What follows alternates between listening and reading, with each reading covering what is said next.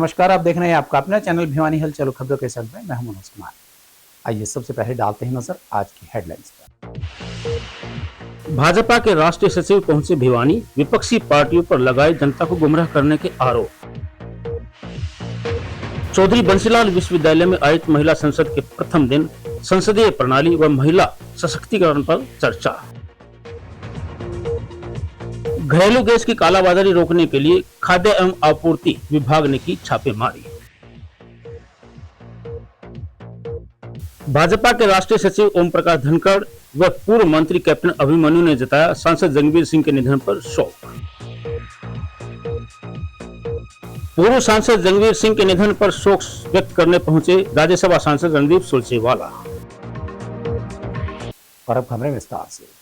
BJP के राष्ट्रीय सचिव ओम प्रकाश धनखड़ के दौरे ने राजनीतिक माहौल को गर्मा दिया। महम गेट स्थित महादेव मेडिकल स्टोर पर पहुंचने पर कार्यकर्ताओं ने उनका जोरदार स्वागत किया।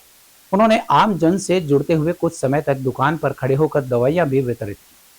वहीं उन्होंने भिवानी से अपने खास लगाव का जिक्र करते हुए कहा कि उनकी राजनीति की शुरुआत यहीं से हुई और यह स्थान उनके लिए घर जैसा है।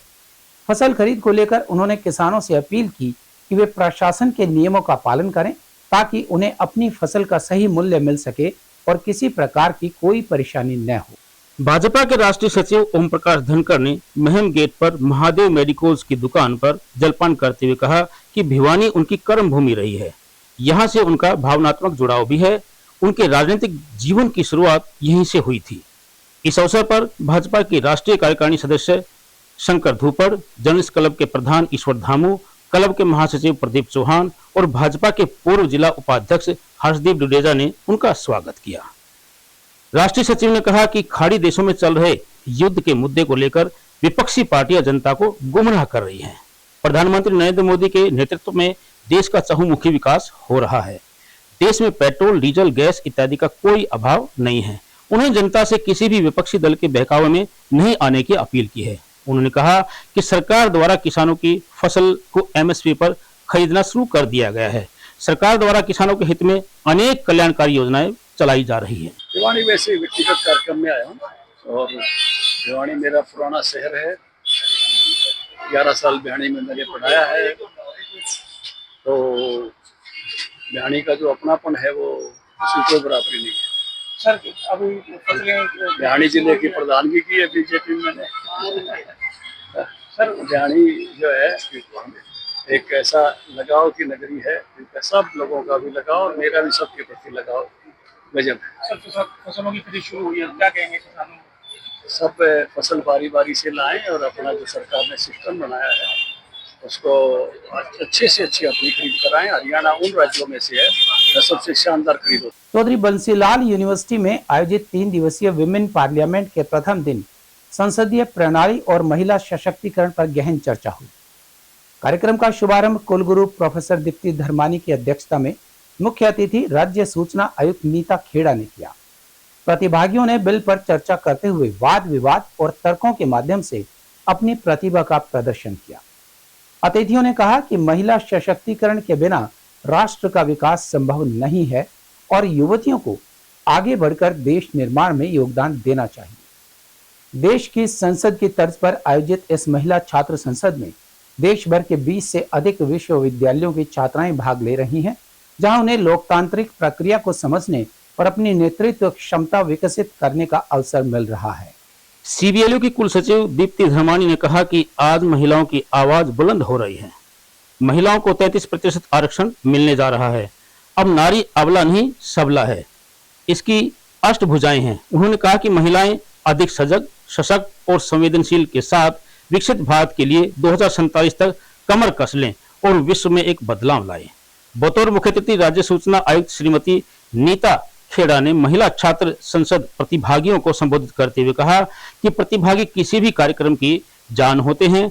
जब हम वाद विवाद, तर्क वितर्क एवं विचारों की अभिव्यक्ति करते हैं तो बहुत कुछ सीखते हैं। इसलिए जीवन भर सीखने की जिज्ञासा एवं सुनने की क्षमता अपने अंदर बनाए रखें।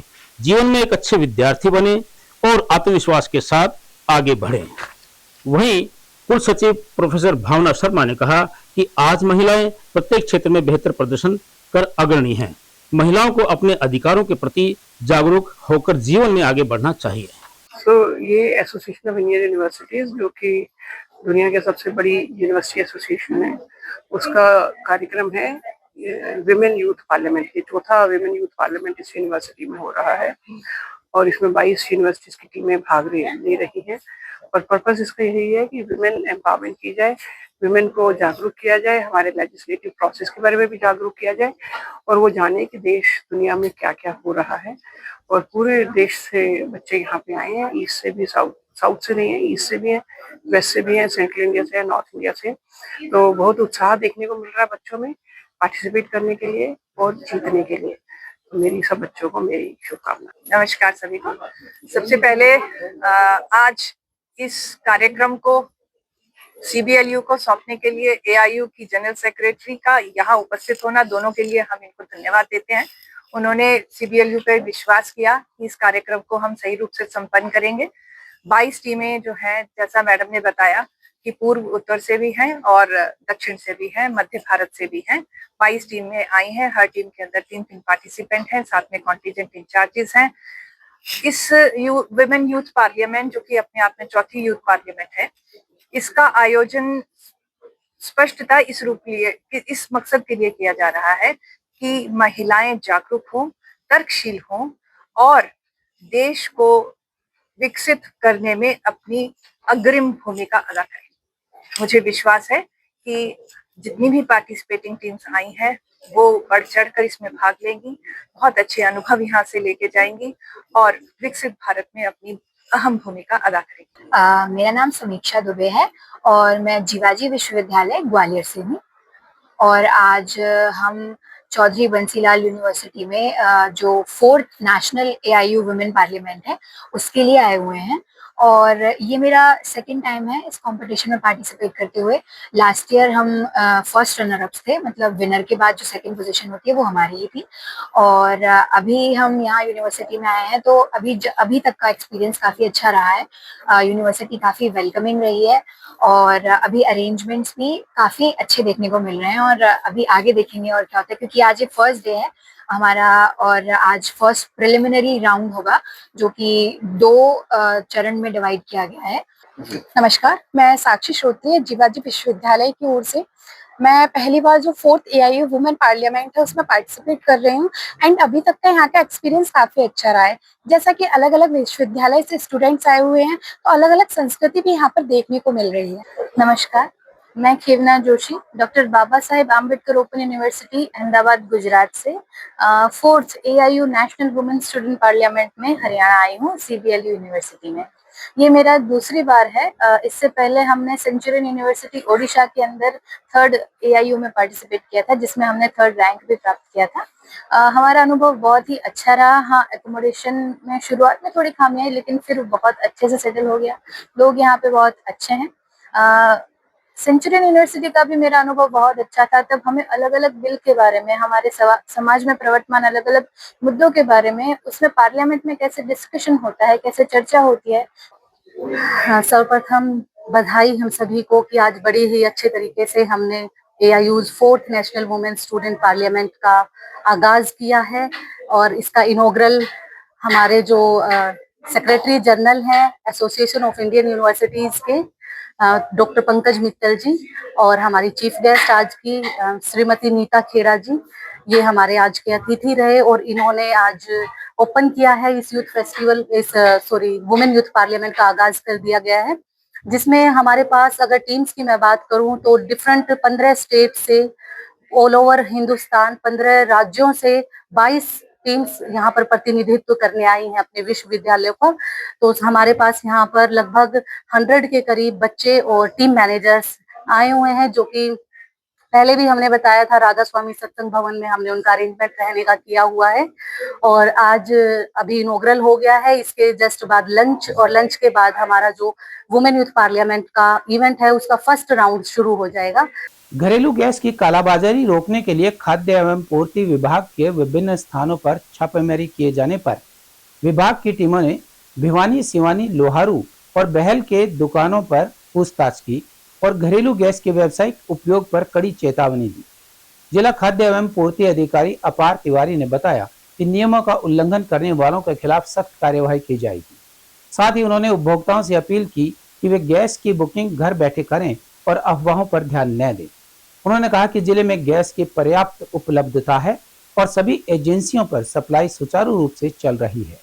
जिले में एलपीजी गैस की सुचारू रूप से आपूर्ति को लेकर जिला खाद्य एवं आपूर्ति विभाग द्वारा निरंतर निगरानी व छापेमारी की जा रही है। जिला खाद्य आपूर्ति अधिकारी अपार तिवारी ने बताया कि छापेमारी के दौरान सिवानी, लोहारू और बहल में करीब 8 दुकानों में चेकिंग की गई। निरीक्षण के दौरान कड़ी चेतावनी दी गई कि वे घरेलू गैस को कमर्शियल में प्रयोग न करें। वहीं उन्होंने कहा कि नागरिकों की सुविधा के लिए मुख्यालय पर विभाग ने हेल्पलाइन नंबर 016642422125 जारी किया है। नागरिक सुबह 8 बजे से शाम 8 बजे तक इस नंबर पर जानकारी ले सकते हैं। विभाग ने जिला मुख्यालय के साथ ब्लॉक स्तर पर टीमों का गठन किया है। उन्होंने बताया कि जिला में कुल 27 गैस एजेंसी हैं, जिनमें भिवानी में 12, बुआनीखेड़ा में 3, सिवानी में 3, लोहारू में 2, तोशाम में 3, कैरू में 3 और बहल में 1 गैस एजेंसी है। विभाग के पास आपूर्ति से अधिक गैस सिलेंडर उपलब्ध हैं। ऐसे में उपभोक्ताओं को किसी भी प्रकार की चिंता करने की जरूरत नहीं है। देखिए, हमारे डिस्ट्रिक्ट भिवानी में टोटल 27 गैस एजेंसीज हैं, जो इसमें 14 बीपीसीएल की, 8 एचपीसीएल की और 5 इंडियन ऑयल की हैं। और हमारे यहाँ पे गैस की बिल्कुल भी शॉर्टेज नहीं है। स्पेशली जो डोमेस्टिक सप्लाई है वो हमारे यहाँ पे ऑन एन एवरेज 13 से 14 हज़ार सिलेंडर्स अवेलेबल हैं अभी स्टॉक में, और लगभग हमारे यहाँ 6 से 7 हज़ार सिलेंडर्स की डिमांड है। तो हमारे पास नेट 2 दिन का कवरेज पूरा हो रहा है और सप्लाई इंश्योर्ड आ रही है और सप्लाई में कोई भी दिक्कत नहीं है।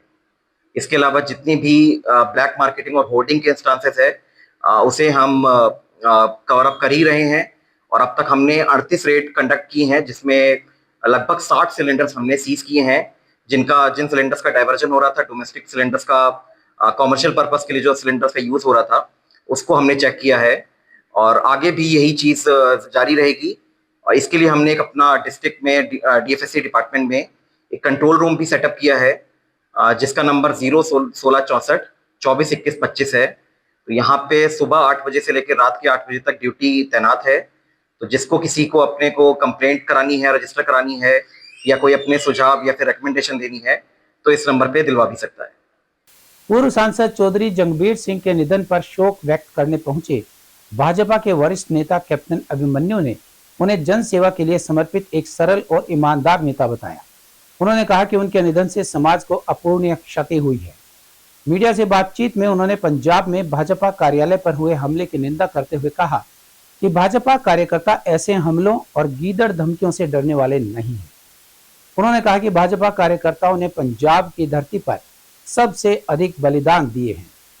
वहीं बीजेपी के राष्ट्रीय सचिव ओम प्रकाश धनखड़ ने कहा कि भाजपा विकास और सुशासन के एजेंडे पर आगे बढ़ रही है। पार्टी जनहित में अपनी नीतियों पर कार्य कर रही है। धनखड़ भी यहां शोक व्यक्त करने पहुंचे थे। भाजपा के राष्ट्रीय सचिव ओम प्रकाश धनखड़ ने पूर्व सांसद जंगबीर सिंह के निधन पर उनके निवास स्थान पर पहुंचकर शोक संतप्त परिवार को ढांढस बधाई। उन्होंने कहा कि वे एक ईमानदार और किसान हितैषी नेता थे। वहीं पूर्व सांसद चौधरी जंगबीर सिंह के निधन पर शोक संतप्त परिवार को बीजेपी के वरिष्ठ नेता एवं पूर्व वित्त मंत्री कैप्टन अभिमन्यु ने उनके जीवन को त्यागमयी और सेवा का प्रतीक बताया और उनके निधन पर शोक व्यक्त किया। उन्होंने कहा कि उन्होंने हमेशा लोगों की समस्या को प्राथमिकता दी। उनके विचार और कार्यशैली आने वाली पीढ़ियों के लिए प्रेरणा स्रोत रहेंगे। उन्होंने मीडिया से बताया कि राजनीतिक मुद्दों पर अपनी बात रखते हुए भारतीय जनता पार्टी को देश की सबसे मजबूत और जन समर्थन वाली पार्टी बताया। उन्होंने कहा कि भाजपा ने देश में विकास और सुशासन को प्राथमिकता दी है, जिससे जनता का विश्वास लगातार बढ़ रहा है। चौधरी जंगबीर सिंह जी पूर्व सांसद और पूरे हरियाणा प्रदेश के उन चुनिंदा नेताओं के अंदर उनकी गिनती होती थी कि जो राजनीतिक व्यक्ति कम थे और सामाजिक व्यक्ति ज्यादा थे। उनका जीवन एक बहुत आदर्श जीवन रहा। समाज के साथ सरोकार उनके निरंतर बने रहे। बहुत यशस्वी जीवन रहा। बहुत अच्छा स्वभाव, बहुत अच्छा व्यवहार, बड़े मिलनसार व्यक्तित्व चौधरी जंगबीर सिंह जी का रहा। और मुझे विशेष रूप से उनके प्रति आदर इस कारण से भी था कि वो पूर्व सैनिक थे। 2 युद्धों में उन्होंने देश के लिए उस युद्ध के अंदर लड़ाई में हिस्सा लिया था। मेरे स्वर्गीय पिताजी के साथ उनकी बड़ी गहरी मित्रता भी थी। परस्पर एक दूसरे से विभिन्न सामाजिक विषयों पर चर्चा भी करते थे और पूरे परिवार का पीढ़ियों से अब हमारे भाई कमल प्रधान जी, हरकेश जी और नई पीढ़ी का एक आपस में बहुत गहरा संबंध है।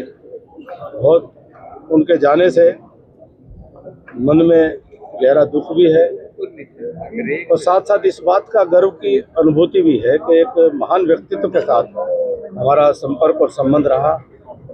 और इस हरियाणा की माटी से, गांव से, देहात से निकल करके और देश की संसद तक पहुंचने का रास्ता जो सहजता पूर्वक चौधरी जंगबीर सिंह जी ने उसको तय किया, मैंने उनको कभी भी जीवन के अंदर इस बात को लेकर के गर्व और घमंड करते हुए नहीं देखा कि जितनी उन्होंने मुकाम हासिल किए थे, बहुत ही विनम्र जीवन उन्होंने जिया।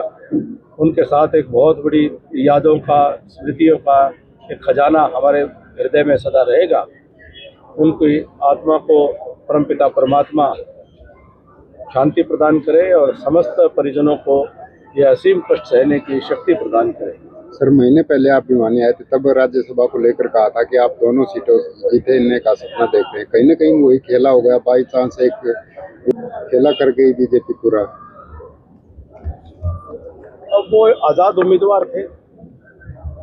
आज़ाद उम्मीदवार में कांग्रेस के कुछ साथियों ने उसमें सहयोग देने की जो प्रक्रिया हुई, तो अब वो उसमें कहाँ क्या, किसका कैंसिल हुआ, किसका नहीं, इसकी तो जानकारी नहीं। लेकिन जो है पूरा मुकाबला रोचक रहा और कांग्रेस की जो अंदरूनी स्थितियां हैं वो फिर तीसरी बार उन्होंने अपना चमत्कार राज्यसभा के चुनाव में दिखाने का काम किया।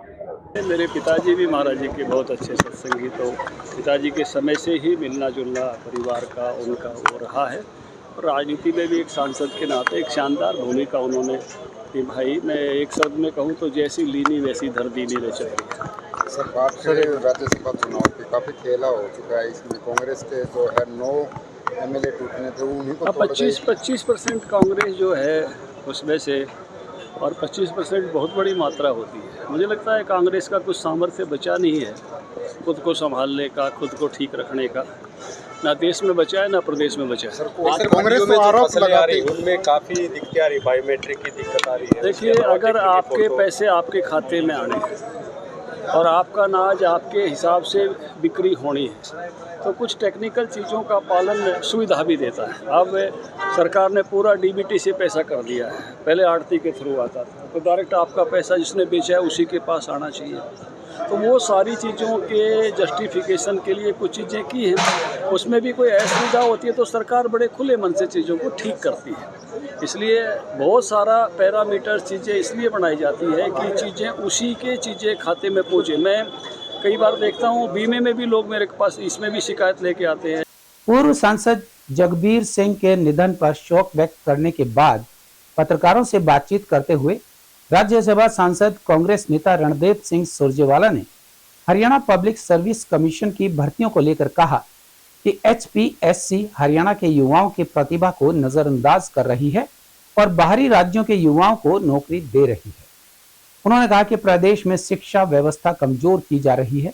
स्कूल्स और कॉलेजेस में बड़ी संख्या में पद खाली पड़े हैं। साथ ही मीडिया में बायोमेट्रिक, ट्रैक्टर ट्रॉली, फोटो और समय सीमा जैसे नियमों को MSP खत्म करने की साजिश बताया। महंगाई को लेकर उन्होंने कहा कि अप्रैल महीने से टोल टैक्स, कलेक्टर रेट और गैस सिलेंडर सहित कई चीजों के दाम बढ़ाए गए हैं, जिससे आम जनता पर बोझ बढ़ रहा है। पूर्व सांसद चौधरी जंगबीर सिंह के देहांत पर शोक व्यक्त करने के बाद पूर्व CPS रामकिशन फौजी के निवास स्थान पर पत्रकार वार्ता करते हुए राज्यसभा सांसद रणदीप सिंह सुरजेवाला ने कहा कि सरकार भर्तियों में लापरवाही कर रही है। उन्होंने कहा कि HPSC हरियाणा के SC, BC, जनरल व EWS के युवाओं के पदों को खाली छोड़ रही है। उन्होंने कहा कि हरियाणा प्रदेश के स्कूलों में स्कूल प्रिंसिपल्स व कॉलेज प्रोफेसर के पद खाली पड़े हैं। सरकार विश्वविद्यालय को ऋण देकर उनकी आर्थिक स्थिति को कमजोर कर रही है। सुरजेवाला ने कहा कि जैसे ही अप्रैल महीना शुरू होता है, विभिन्न प्रकार की वस्तुओं के दामों में बढ़ोतरी हो जाती है तथा नए टैक्स लगते हैं। कोल, स्टील के दाम 20 से 25% तक बढ़ चुके हैं। फ्रिज, एसी व वाटर कूलर के दामों में 5 से 15% तक वृद्धि हुई है। वहीं उन्होंने कहा कि अप्रैल माह में बंगाल के चुनाव के संपन्न होने के बाद पेट्रोल और डीजल के दामों में भारी वृद्धि होने की संभावना है। सब पत्रकार मित्रों का मैं स्वयं की ओर से, हमारे भाई और साथी फौजी साहब की ओर से, सांगवान साहब की ओर से, हमारे साथी सतेंद्र भाई की ओर से और सब साथियों की ओर से आपका स्वागत करता हूं। आज दो सबसे बड़ी भयंकर समस्याएं हरियाणा की जनता और हरियाणा के किसान और खेत मजदूर के सामने मुंह बाए खड़ी। पहली समस्या है गेहूं खरीद की। श्रीमान नायब सैनी जी और उनकी सरकार ने एक तुगलकी फरमान जारी कर किसान के एमएसपी को चोर दरवाजे से खत्म करने का षड्यंत्र किया। पूरे हिंदुस्तान में ऐसा क्रूर, किसान विरोधी सर्कुलर, इंस्ट्रक्शन और आदेश कहीं नहीं है जो गैर कानूनी भी है। एक तरफ तो बीजेपी के लोग कहते हैं, प्रधानमंत्री से लेकर नीचे तक, कि किसान अपनी फसल कभी भी कहीं भी देश के किसी भी कोने में बेच सकता है। नरेंद्र मोदी जी रोज ये कहते हैं, शिवराज सिंह चौहान रोज ये कहते हैं, बीजेपी रोज ये बड़े बड़े दावे करती है। दूसरी तरफ क्योंकि 3 काले खेती विरोधी कानूनों से एमएसपी खत्म नहीं कर पाए, तो चोर दरवाजे से एक नया षड्यंत्र बीजेपी ने किया। उस षड्यंत्र के 3 या 4 पहलू हैं जिनकी चर्चा मैं आपसे करूंगा। सबसे पहले ये कह दिया कि हर व्यक्ति जिसने मेरी फसल मेरा ब्यौरा पोर्टल पर जमीन के मालिक के तौर पर रजिस्ट्रेशन की है, उसे बायोमेट्रिक यानी अंगूठा लगाने के लिए मंडी में खुद आना पड़ेगा। अब मुझे बताइए, जब किसान 50% पट्टे पर लेकर खेती करता है तो उसका तो बायोमेट्रिक संभव ही नहीं, तो उसकी तो फसल बिकेगी नहीं। तो मालिक को भी नुकसान और पट्टे पर लेकर खेती करने वाले भूमिहीन किसान को भी नुकसान। दूसरा, ट्रैक्टर ट्रॉली पर नंबर लगा होना चाहिए, उसकी फोटो अपलोड होगी तभी गेट पास जारी होगा। आप ट्रैक्टर ट्रॉली बिकवा रहे हो या आप कणक बिकवा रहे हो? मेरे पास तो किसान के पास तो लगभग 60% किसान के पास तो ट्रैक्टर ट्रॉली है नहीं, किसी के पास ट्रैक्टर है ट्रॉली नहीं। ट्रैक्टर ट्रॉली का अलग अलग नंबर भी हो सकता है। ट्रैक्टर ट्रॉली की फोटो से कणक की बिक्री का क्या कनेक्शन है? मैं तो 4 व्हीलर में लेके आऊंगा, मैं तो हाथी में लेकर आऊंगा, मैं तो ट्रक में लेकर आऊंगा। मेरे को तो किसी ने 4 पहिए का दूसरा कोई वो जो बीच सी का कमर्शियल वाहन है वो किसी दोस्त ने किराए पे दे दिया, आप जैसे ने, उसमें लाऊंगा। कणक की बिक्री का ट्रैक्टर ट्रॉली के नंबर से क्या कनेक्शन है? क्या नायब सैनी जी को इतनी भी समझ नहीं? तीसरी बात, हरियाणा सरकार ने आदेश जारी किए हुए हैं कि किसान के ट्रैक्टर ट्रॉली को आप ढुलाई के लिए इस्तेमाल नहीं कर सकते। तो भैया ट्रैक्टर ट्रॉली मेरे पास है नहीं, मैं सागवान साहब का उधार लेकर आया या किराए पर लेकर आ गया, तो इनके ट्रैक्टर ट्रॉली का चालान हो जाएगा, क्योंकि आप तो कहेंगे ढुलाई के लिए कमर्शियल यूजेज हो रहा है, वाणिज्यिक इस्तेमाल हो रहा है। हम हर बार मंडी में, आप भी बाकी सब साथी भी, हर बार जब फसल का सीजन आता है, वो चाहे सरसों हो, कणक हो, जीरी हो, कोई फसल हो, कपास हो, हम हमेशा एडमिनिस्ट्रेशन को कहते हैं भाई इन्हें ट्रैक्टर ट्रॉली वालों को उठान की और ढुलाई की इजाजत दे दो। वो सब हर बार ये कह देते हैं बीजेपी की सरकार कि हम नहीं देंगे, हम दिया करते थे। तो अब तो आप लाइसेंस ही नहीं देते ट्रैक्टर ट्रॉली से ढुलाई का, तो उसका तो चालान हो जाएगा। तो एक तरफ कह रहे हो ट्रैक्टर ट्रॉली में लाओ, एक तरफ अगर मेरे पास ट्रैक्टर ट्रॉली है नहीं, मैं इनका ला ही नहीं सकता, तो कौन सी बात सच माने। याद करिए पिछली फसल में जब समस्या आई थी, दादरी भिवानी एक मंडी के अंदर हम सारे साथी खड़े थे, संयोग से मैं भी गया था सारी मंडियों में, तब भी हमने बहुत जोर से ये बात उठाई और मंडियों में भी गए, पर विशेष तौर से दादरी भिवानी की मंडियों में गए। आज भी जो किसान की ये समस्या है, आपके समक्ष भी हेड ऑफिस पे भी, मुख्यमंत्री को पत्र लिखकर भी हम ये बार बार कह रहे हैं ये सुधारिए। अभी तो चलो फसल आने लगी, हम सब जानते हैं आखिर में कि किसान की फसल आते आते 10 अप्रैल हो जाती है, पर फसल का सीजन अब 15 या 12 दिन का है। 12 दिन में सारी आ लेगी, क्यों? कंबाइन से कटाई है, जल्दी जल्दी कटती है, फटाफट आती है। तो लगभग हरियाणा में पीक सीजन जो गेहूं का है, मैं वो मानता हूं कि 10 अप्रैल से लेके और 20-22 अप्रैल तक का है। थोड़ा बहुत जिला वाइज अंतर हो जाता है, अगेती पचेती कणक का, बाकी 10 से 20-22 अप्रैल है। अब भी अगर ये खुद को सुधार लें और ये गेट पास, बायोमेट्रिक, 8 बजे से 6 बजे की पाबंदियां, ट्रैक्टर ट्रॉली की फोटोएं, ये तमाशे बंद करें नायब सैनी और बीजेपी सरकार, तो शायद किसान अपनी फसल बेच सकेगा। देखिए ये दुर्भाग्यपूर्ण है, इससे ज्यादा दुर्भाग्यपूर्ण कुछ हो नहीं सकता।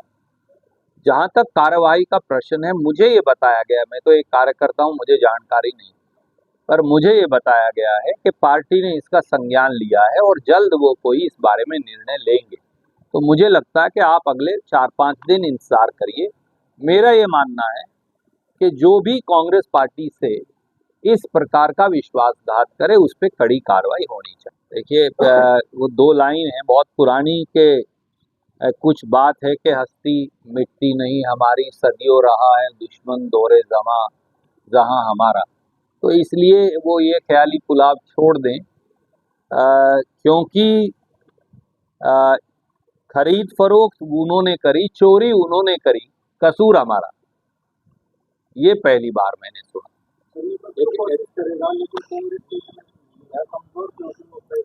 मैं आपसे, आपकी बात वाजिब है, पर मैं आपसे काउंटर सवाल आपके समक्ष रखता हूं आपके ध्यान के लिए। कल को मैं और फौजी साहब ये कहें कि हम आपके घर में डाका डालेंगे और हम ये सब साथियों को लेकर आए, पत्रकार मित्रों को, और आपका सामान उठा ले जाएं, और फिर उसके बाद आप पर इल्जाम लगाएं कि आपने डाका क्यों डालने दिया। डाका डालने वाला जिम्मेवार है, वो कानून और संविधान की अवहेलना कर रहा है, और फिर वो कहें हाँ हम तो डालेंगे भैया, तुमने क्यों नहीं बचाया। और अब जाने से पहले एक नजर आज की हेडलाइन। भाजपा के राष्ट्रीय सचिव पहुंचे भिवानी, विपक्षी पार्टियों पर लगाए जनता को गुमराह करने के आरोप। चौधरी बंसीलाल विश्वविद्यालय में आयोजित महिला संसद के प्रथम दिन संसदीय प्रणाली व महिला सशक्तिकरण पर चर्चा। घरेलू गैस की कालाबाजारी रोकने के लिए खाद्य एवं आपूर्ति विभाग ने की छापेमारी। भाजपा के राष्ट्रीय सचिव ओम प्रकाश धनखड़ व पूर्व मंत्री कैप्टन अभिमन्यु ने जताया सांसद जंगवीर सिंह के निधन पर शोक।